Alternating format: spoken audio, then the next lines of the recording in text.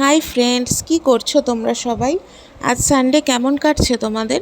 আমি নিশার রান্নাঘরে তোমাদের সবাইকে স্বাগত। আজকে চলে এসেছি নতুন একটা রেসিপি নিয়ে, ডিম দিয়ে ম্যাগির অমলেট বা ম্যাগির পিৎজা, যেটা বাচ্চাদের ভীষণ প্রিয়।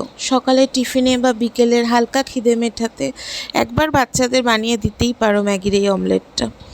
প্রথমে ম্যাগিটা ঝরঝরে করে সেদ্ধ করে নিতে হবে।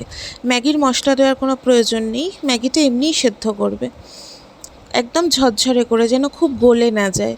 তারপর ভালো করে জল ঝরিয়ে সেটা রেখে দেবে। তারপর ম্যাগিটা একটু ঠান্ডা হলে একটা বাটিতে সেটা ঢেলে নেবে।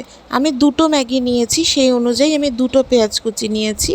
দুটো পেঁয়াজ কুচি, দুটো লঙ্কা কুচি, কাঁচা লঙ্কা কুচি। তোমরা চাইলে চিলি ফ্লেক্স ইউজ করতে পারো, ভালোই লাগবে।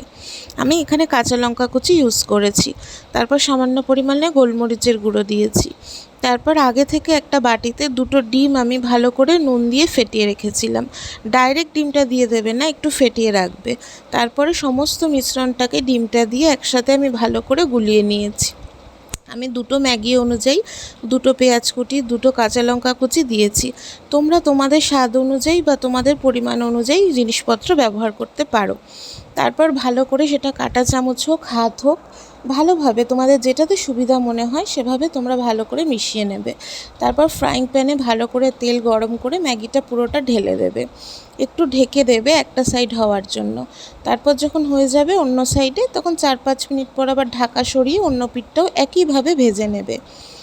মানে দুটো পিঠ ভাজা হয়ে গেলে আমাদের ডিম দিয়ে ম্যাগির অমলেট বা ম্যাগির পিৎজা, তোমরা যেটাই বলো না কেন, একদম রেডি।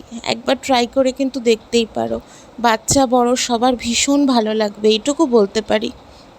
যদি ভালো লাগে লাইক, কমেন্ট, সাবস্ক্রাইব করে আমার পাশে থেকো।